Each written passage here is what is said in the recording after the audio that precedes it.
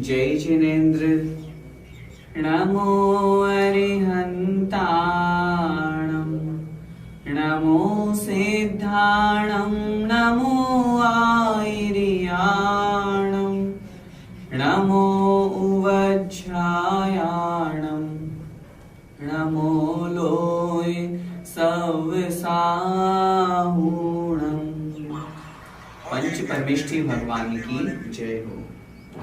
आचार्य भगवान श्री विद्यासागर जी महाराज के परम आशीर्वाद से एवं पूज्य मुनि पुंगव श्री सुधा सागर जी महाराज की परम प्रेरणा से मैं किरण प्रकाश जैन, व्याख्याता श्री दिगंबर जैन श्रवण संस्कृति संस्थान से 12 वर्षीय पाठ्यक्रम का यह प्रथम वर्ष का जो पाठ्यक्रम है, जिसमें सिद्धांत प्रवेशिका के तीनों भाग और 6 डाला है, ये पढ़ा रहा हूँ। सिद्धांत प्रवेशिका भाग 2 का खंड 2 चल रहा है। आज की इस कक्षा में हम पाठ 5 समौ शरण पढ़ेंगे। सभी लोग अपनी अपनी पुस्तक में पाठ 5 समौ शरण निकाल लीजिए। क्या होता है समौ शरण, इसकी क्या विशेषता होती है, किसे कहते हैं, इसमें कौन बैठते हैं, किस प्रकार की इसकी रचना होती है, ये सब वर्णन हम इस पाठ में पढ़ेंगे। जब तीर्थंकर मुनि महाराज को केवल ज्ञान प्राप्त हो जाता है, तब वहां पर सौधर्मेंद्र की आज्ञा से धनपति कुबेर एक बहुत सुंदर समोषण की रचना करता है। देखिए वह कैसा होता है। तीर्थंकर भगवान की उपदेश सभा को समोशरण कहते हैं। जहां तीर्थंकर भगवान वीतराग अवस्था को प्राप्त होकर के केवली बन गए हैं, केवल ज्ञान को प्राप्त कर लिए हैं, जो अब तीर्थंकर बन गए हैं, वो जहां बैठकर के उपदेश देते हैं, उस सभा को समोशरण कहते हैं। इसमें प्रत्येक प्राणी को समानता पूर्वक शरण मिलती है, इसलिए समोशरण यह इसकी सार्थक संज्ञा है। समवशरण शब्द सुनने में ऐसा लग रहा है, जिसका अर्थ निकलता है सम अवशरण, जिसको समान रूप से शरण मिलती है, जहां कोई छोटा बड़ा नहीं होता, जहां कोई गरीब अमीर का भेद नहीं, जहां कोई देवी देवता का भेद नहीं, कोई देव है या मनुष्य है कि देवों को पहले स्थान मिलेगा, मनुष्यों को बाद में स्थान मिलेगा, कोई पहले जाएगा तो उसे पहले स्थान मिलेगा, कोई बाद में जाएगा तो उसे बाद में स्थान मिलेगा। जहां किसी प्रकार का कोई भेदभाव नहीं, सबको समान रूप से शरण प्राप्त होती है, उसे समोशरण कहते हैं। जहां बैठकर तिर्यंच मनुष्य और देव भगवान की अमृत वाणी से कर्ण को तृप्त करते हैं, उस सभा को समोशरण कहते हैं। 3 गतियों के जीव समोशरण में पहुंचते हैं। मात्र नरक गति के जीव चूंकि वो निकल नहीं सकते हैं, इसलिए वो वहां नहीं पहुंचते, लेकिन देवगति के देव देवियां, मनुष्य के अंतर्गत मनुष्य और जो पुरुष और स्त्रियां हैं वे, और तिर्यंच गति के जो जीव हैं, वो वहां पर पहुंच करके भगवान की दिव्य ध्वनि को सुनते हैं। समोषण की संरचना, समोषण कैसे बनता है, किस प्रकार की उसकी रचना होती है। तीर्थंकर के केवल ज्ञान होने के तुरंत बाद सौधर्मेंद्र की आज्ञा से कुबेर के निर्देशन में अनेक देवगण समोषण की रचना करते हैं। समोषण की रचना करने का मुख्य दायित्व होता है कुबेर का। सौधर्मेंद्र के 4 लोकपाल होते हैं। उन 4 लोकपालों में एक कुबेर नाम का लोकपाल है। जैसे ही केवल ज्ञान हुआ, सौधर्मेंद्र को ज्ञान हुआ और उसने तुरंत धनपति कुबेर को आज्ञा दी। कुबेर अनेक देवगुणों को साथ में लेकर के वहां पहुंचा, और जहां समोषण लगा या जहां पर भगवान को केवल ज्ञान हुआ, केवल ज्ञान कैसे होता है, जैसे कोई मुनि महाराज है, किसी पेड़ के नीचे बैठे हुए हैं, आत्म ध्यान में लीन हैं। जैसे उन्हें केवल ज्ञान हुआ, वो जमीन से 5000 धनुष ऊपर चले जाएंगे अपने आप, और आकाश में अधर जाकर के विराजमान हो जाएंगे। वो जहां विराजमान हुए, जैसे माना कि यहाँ विराजमान हुए, तो यहां से नीचे पूरे समोषण की रचना निमिष मात्र में, क्षण मात्र में, पलक झपकते ही वह पूरा का पूरा समोषण वहां पर बन जाता है। देवताओं के द्वारा यह रचना होती है, इसलिए इसमें किसी तरह की कोई शंका नहीं होती कि कितनी देर में बनेगा, कैसे बनेगा। भगवान जो 5000 धनुष ऊपर है, उससे नीचे पूरा का पूरा समोषण लग जाता है। यह पृथ्वी से 5000 धनुष की ऊंचाई पर वृत्ताकार रूप से होता है, गोलाकार में होता है, जमीन से 5000 धनुष ऊपर। एक धनुष कितना होता है? एक धनुष बराबर 4 हाथ। 4 हाथ का एक धनुष होता है। इस अपेक्षा से 5000 धनुष अर्थात 20,000 हाथ ऊपर जमीन से समोषण की रचना होती है। इसकी चारों दिशाओं में 20,000 सीढ़ियां होती है। पूर्व, पश्चिम, उत्तर, दक्षिण चारों दिशाओं में 20,000 सीढ़ियां वहां पर लगी हुई होती है। प्रत्येक दिशा में सीढ़ी से लगी हुई एक एक वीथी अर्थात सड़क बनी हुई होती है, जो समोषण के केंद्र में स्थित गंधकुटी के प्रथम पीठ तक जाती है। 20,000 सीढ़ियां लगी, 20,000 सीढ़ियों से आगे फिर एक वीथी, एक सड़क जा रही है, जो सीधे अंदर तक, जहां पर 12वीं सभा लगती है, जहां पर 12 सभाएं लगती है, 8वीं पृथ्वी जहां पर है श्री मंडप भूमि, वहां तक वो पूरी की पूरी सड़क जा रही है, वो एक गली जा रही है। 20,000 सीढ़ियां चारों दिशाओं में हैं और चारों दिशाओं से तिर्यंच और मनुष्य वहां पर उस समोषण में पहुंचते हैं। मन में किसी के प्रश्न तो हो सकता है, 20,000 सीढ़ियां चढ़ेंगे तो क्या थकेंगे नहीं? यहाँ तो घर में 10 सीढ़ियां होती है, उसी में हम थक जाते हैं। 20,000 सीढ़ियां चढ़ के जाएंगे, समय भी बहुत लगेगा, और फिर जब थक जाएंगे तो फिर भगवान का क्या उपदेश सुनेंगे? आचार्यों ने शास्त्रों में वर्णन किया, हमें ऐसी शंका नहीं करनी चाहिए। 20,000 सीढ़ियां चढ़ने का जो क्रम है, प्रत्येक मनुष्य प्रत्येक सीढ़ी चढ़ता है, लेकिन वो 20,000 सीढ़ियां निमिष मात्र में ही, पलक झपकते ही 1-2 मिनट में ही वह उसने पहली सीढ़ी पर पैर रखा और पूरी 20,000 सीढ़ियां पार करके और समोषण में प्रवेश कर जाता है। ऐसा नहीं है कि कोई देव उसको उठा करके ले जाता हो, वह प्रत्येक सीढ़ी पर पैर भी रखता है, प्रत्येक सीढ़ी को चल करके ऊपर पहुंचता है, लेकिन ये देवकृत अतिशय है, उससे उस मनुष्य को कोई थकान नहीं होती, किसी तरह का वहां समय नहीं लगता, और वो पलक झपकते ही निमिष मात्र में ही उन 20,000 सीढ़ियों को चढ़ करके समोषण की ओर पहुंच जाता है। 20,000 सीढ़ियां पार करते ही फिर क्या आता है, देखिए आगे लिख रहे हैं, समोषण में अत्यंत आकर्षक और अनुपम शोभा सहित चैत्य प्रासाद भूमि, जल खातिका भूमि, लतावन भूमि, उपवन भूमि, ध्वज भूमि, कल्पवृक्ष भूमि, भवन भूमि और श्री मंडप भूमि, ये 8 भूमियां वहां पर बनी हुई हैं, जिन क्रमशः अभी हमने जो नाम लिया उनका संक्षिप्त थोड़ा सा अर्थ समझ लें। चैत्य प्रासाद, जहां पर चैत्य महल, प्रासाद का मतलब होता है महल बने हुए हैं, छोटे छोटे चैत्य, जिन प्रतिमाएं जहां पर रखी हुई है, वह भूमि आती है। दूसरी जल खातिका भूमि, जहां पर जल भरा हुआ है नाले के रूप में, वह जल खातिका भूमि। लतावन भूमि, जिस भूमि में अनेक प्रकार की सुंदर सुंदर लताएं हैं। उपवन भूमि, जिस भूमि में बहुत सुंदर उपवन है, जिसमें अनेक तरह के फल फूल लगे हुए हैं। ध्वज भूमि, जिसमें अनेक प्रकार के ध्वजाओं से जो सुशोभित है। कल्पवृक्ष भूमि, जो कल्पवृक्ष कहे गए हैं, 8-10 प्रकार के जो कल्पवृक्ष कहे गए हैं, उन कल्पवृक्षों से सुशोभित जो भूमि है। भवन भूमि, जो देवताओं का रहने का स्थान, जहां पर जिनेंद्र भगवान का रहने का स्थान है, ऐसे भवन जहां पर बने हुए हैं। और अंतिम है श्री मंडप भूमि। इसी श्री मंडप भूमि पर 12 सभाएं लगती हैं, जिनकी हम आगे चर्चा करेंगे। इस प्रकार ये 8 भूमियां हुई। 8 भूमियों के आगे प्रथम पीठ, द्वितीय पीठ और तृतीय पीठ भूमि, इस प्रकार कुल 11 भूमियां होती हैं। मुख्य रूप से 8 भूमियां। इन 8 भूमियों के ऊपर जो 3 कटनी के रूप में हम जो बनाते हैं, वे 3 पीठ कहलाती है। नीचे वाली प्रथम पीठ, फिर द्वितीय पीठ, फिर तृतीय पीठ, और फिर इस तीनों पीठ के ऊपर पूरे 8 पृथ्वियों और 3 पीठ की भूमि, इन 11 भूमियों के ऊपर सिंहासन आदि प्रात्याहार्य देवताओं के द्वारा वहां लगाए जाते हैं, और उस सिंहासन से भी 4 अंगुल अधर में जिनेंद्र भगवान, तीर्थंकर भगवान विराजमान होते हैं। जो अंतिम जो हमने 8वीं भूमि पढ़ी, श्री मंडप भूमि, इसमें 12 सभाएं लगती हैं। कैसे लगती है, कौन कहां पर बैठता है, देखिए।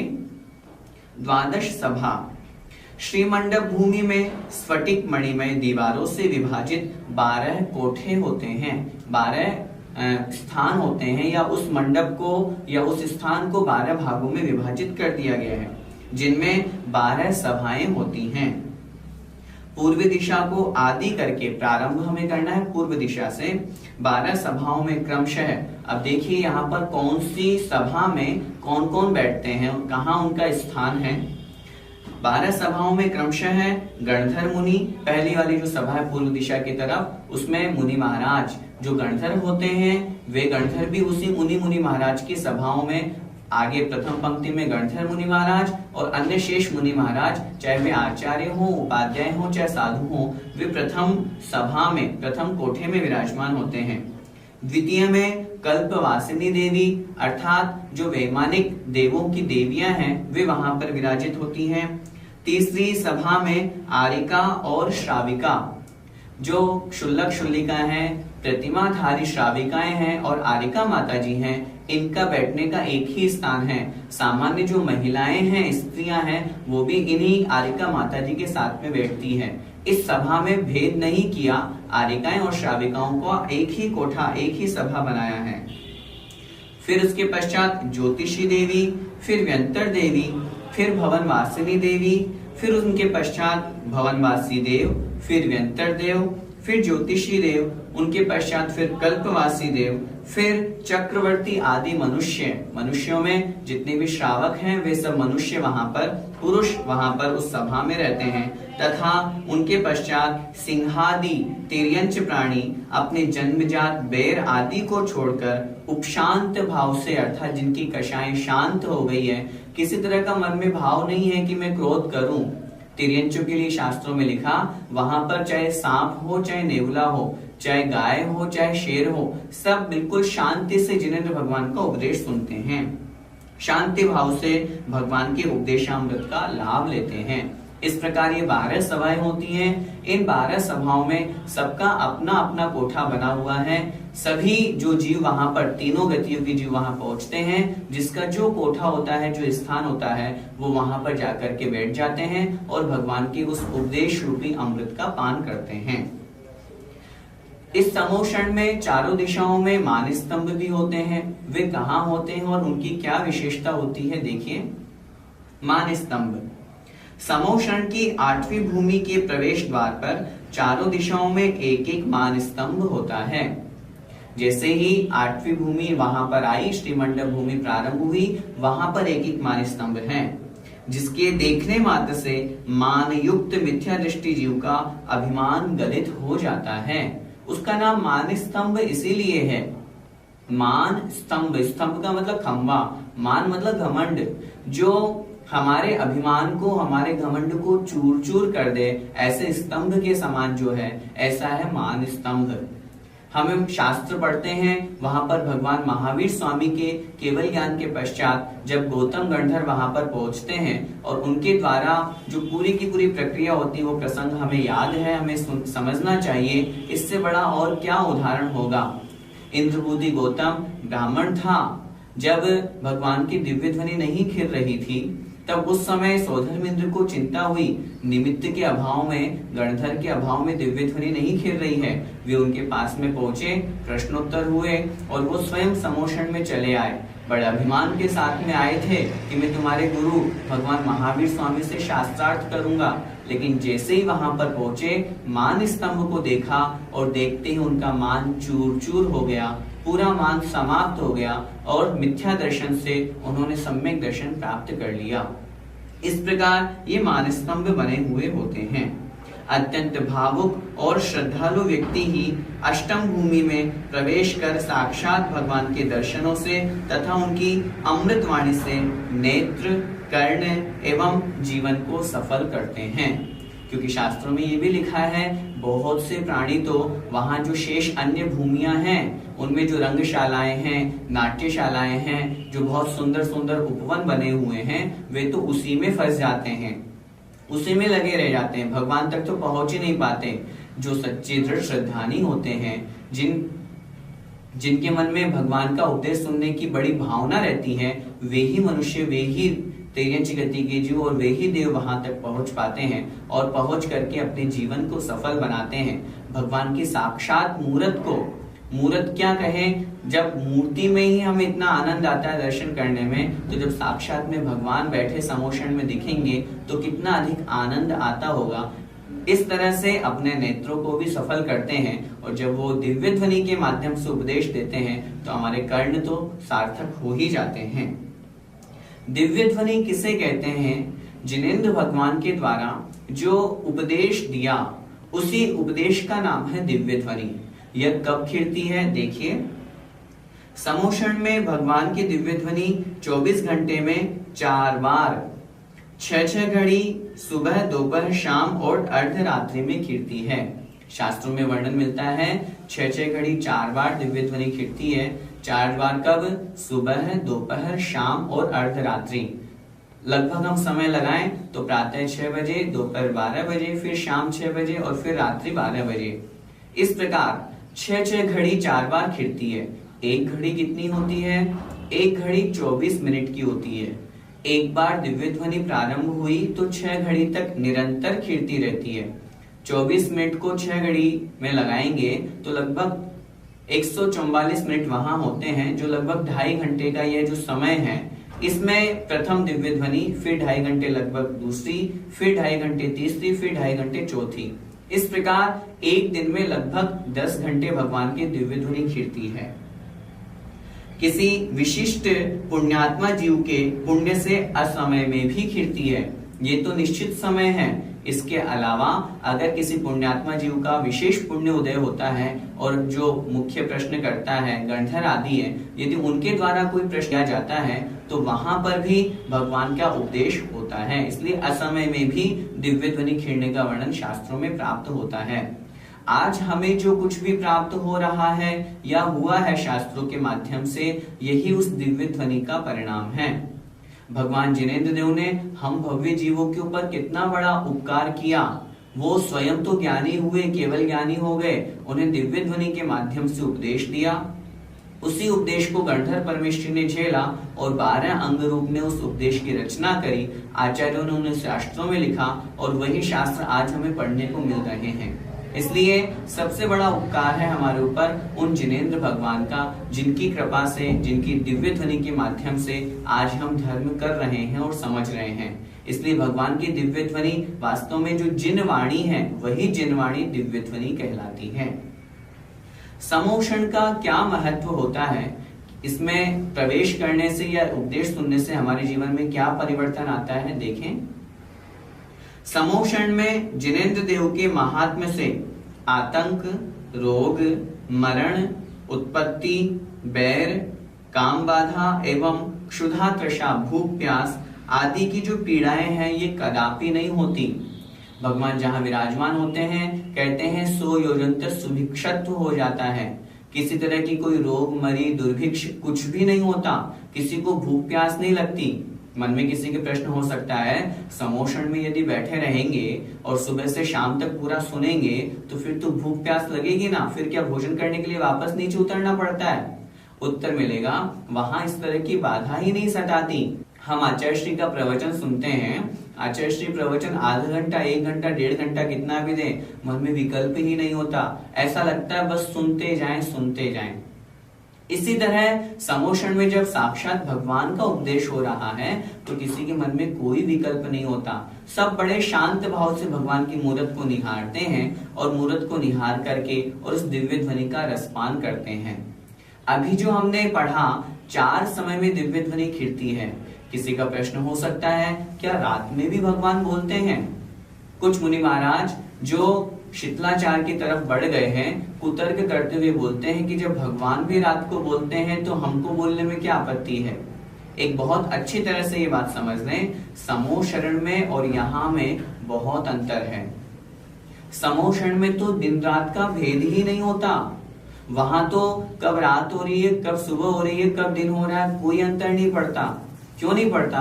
आचार्यों ने शास्त्रों में लिखा है, भगवान के शरीर से, क्योंकि अब उनका शरीर औदारिक से परमोदारिक हो गया, उनके शरीर से इतनी आभा, इतनी कांति निकलती है कि वह करोड़ों सूर्य चंद्रमा को भी फीका कर देती है। इतना तेज पुंज निकलता है।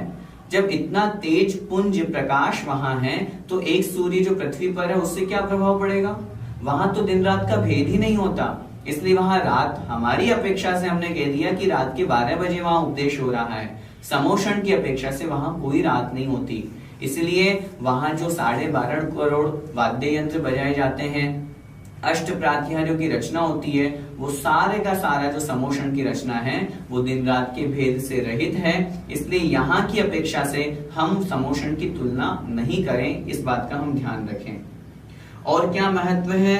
साथ ही श्री मंडप भूमि के थोड़े से ही क्षेत्र में असंख्यात जीव एक दूसरे से अस्पृष्ट रहते हुए, एक दूसरे को बिना स्पर्श किए हुए भी सुख पूर्वक विराजते हैं। समोषण की कितनी बड़ी विशेषता है। वहां पर भगवान के उपदेश को सुनने के लिए असंख्यात जीव पहुंचते हैं। स्थान भले ही छोटा हो, लेकिन उस एक स्थान में अनेक जीव वहां पर समाहित हो जाते हैं। किसी को कोई बाधा नहीं, कोई आकुलता व्याकुलता भी नहीं। आपस में हम बैठते हैं तो वो आपस में स्पर्श भी नहीं करते। ये वहां का अतिशय है, ये वहां का महत्व है। योजनों विस्तार वाले इस समोषण में प्रवेश और निकलने में बाल वृद्ध सभी को अंतर मुहूर्त से अधिक समय नहीं लगता। आचार्यों ने लिखा, चाहे वो वृद्ध व्यक्ति हो सकता है धीरे धीरे चले, बच्चा है कैसे चढ़ेगा? नहीं, ऐसा नहीं है। पहली सीढ़ी पर पैर रखे, तुरंत ऊपर पहुंच गए, निमिष मात्र में, अंतर मुहूर्त में। अंतिम सीढ़ी उतरना है, अंतिम सीढ़ी पर पैर रखे और पूरी सीढ़ियां पार करते करते 1-2 मिनट के अंदर अंदर नीचे तक आ गए। इस प्रकार ये समोषण का महत्व होता है। ये सब देवताओं के द्वारा किया हुआ अतिशय होता है, उसी के अंतर्गत ये सारी की सारी रचनाएं होती हैं। जब भगवान का समोषण एक स्थान पर लगा, अब माना कि उन तीर्थंकर भगवान को अगले स्थान पर विहार करके जाना है। जैसे वो विहार करेंगे, उठेंगे, उठ करके आकाश मार्ग में ही तीर्थंकर भगवान वहां से विहार करते हैं। जब वो विहार करते हैं तो देवताओं के द्वारा उनके चरणों के नीचे स्वर्ण कमलों की रचना की जाती है। 15-15 करके गोलाकृति में 225 कमल वहां होते हैं। हम जो भक्तामर स्तोत्र में भी पढ़ते हैं, पादौ पदानि तव यत्र जिनेन्द्र दत्त पद्मानि तत्र विबुधा परिकल्पयन्ति। अर्थात हे भगवान, जहां पर आप अपने चरण रखते हैं, देवतागण वहीं पर स्वर्ण कमल की रचना कर देते हैं। और फिर जिस स्थान पर उनका जाकर के समोषण लगना है, उपदेश होना है, जैसे माना कि भगवान महावीर स्वामी ने राजगृही में उपदेश दिया, अब विपुलाचल पर्वत पर जाना है, तो वह समोषण देवताओं के द्वारा जैसे ही भगवान का विहार हुआ, देवताओं ने वो समोषण की रचना 1 मिनट भी नहीं लगता पूरी वहां से समाप्त की और आगे जहां उपदेश होना है वहां जाकर के और वो समोषण लग जाता है। भगवान वहां बैठ करके उपदेश देते हैं। जब तीर्थंकर को केवल ज्ञान हो जाता है, तब देवताओं के द्वारा अष्ट प्रातिहार्यों की रचना की जाती है, जिसमें छत्र चमर भामंडल आदि हम जो प्रातिहार्य पढ़ते हैं वो आते हैं। समोषण का एक अलौकिक ही महत्व है। निश्चित रूप से जब हम भगवान के मंदिर में आते हैं, तब हम भगवान के दर्शन करते हैं, तब हमारे असंख्यात गुणी कर्मों की निर्जरा आचार्यों ने शास्त्रों में कही है और मन बड़ा प्रफुल्लित होता है। जब भगवान की मूर्ति को देख करके इतना मन खुश होता है, तो जब साक्षात भगवान को देखते हैं तो मन तो बड़ा आनंदित हो ही जाता होगा, हटने का मन ही नहीं करता होगा। हम सभी इस पाठ को समझ करके यही भावना भाएं कि हम भी शीघ्रता से समोषण में पहुंचें और साक्षात भगवान की उस मूर्त के दर्शन करके, साक्षात भगवान को देख करके, उनके दर्शन करके, उनकी अमृतमय वाणी को सुन करके अपने जीवन का कल्याण करें। जब तक हम वहां तक नहीं पहुंच पा रहे हैं, तब तक उनके द्वारा उपदेशित जो शास्त्र हैं, जिनको हम स्वाध्याय पाठ्यक्रम के माध्यम से पढ़ रहे हैं, उनको पढ़ करके अपनी आत्मा का कल्याण करें। इसी मंगलमय भावना के साथ जय जिनेन्द्र।